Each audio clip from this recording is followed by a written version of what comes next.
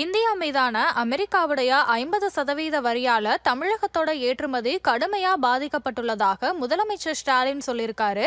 இந்தியால இருந்து இறக்குமதி செய்யப்படும் பொருட்களுக்கு அமெரிக்கா 25% வரிய விதித்தது. அதோட நிக்காம ரஷ்யா கிட்ட கச்சா எண்ணெய் வாங்கி உக்ரைனுடனான போரை இந்தியா ஊக்குவிப்பதாக குற்றம் சாட்டிய அமெரிக்க அதிபர் டிரம்ப் கடந்த 6ஆம் தேதி இந்தியா பொருட்கள் மீது அபராதமாக 25% வரியை விதிச்சிருந்தாரு.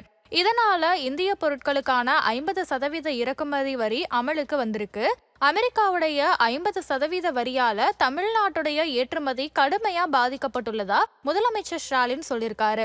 இது குறித்து அவர் வெளியிட்டுள்ள எக்ஸ்தல பதிவுல, அமெரிக்காவுடைய வரியால திருப்பூர்ல 3000 கோடி ரூபாய் மதிப்பிலான ஆயத்த ஆடை வர்த்தகம் பாதிக்கப்பட்டிருக்கு அப்படின்னும், இதனால திருப்பூர்ல ஆயிரக்கணக்கானோர் வேலை இழக்கும் அபாயம் ஏற்பட்டிருப்பதாகவும் அவர் சொல்லியிருக்காரு. தொழில்களையும் தொழிலாளர்களையும் பாதுகாக்க மத்திய அரசு உடனடியா நிவாரண நடவடிக்கை எடுக்கணும் அப்படின்னும், பொருளாதாரத்துல அடிப்படை கட்டமைப்பு சீர்திருத்தங்களை மேற்கொள்ளுமாறும் முதலமைச்சர் ஸ்டாலின் அறிவுறுத்தியிருக்காரு.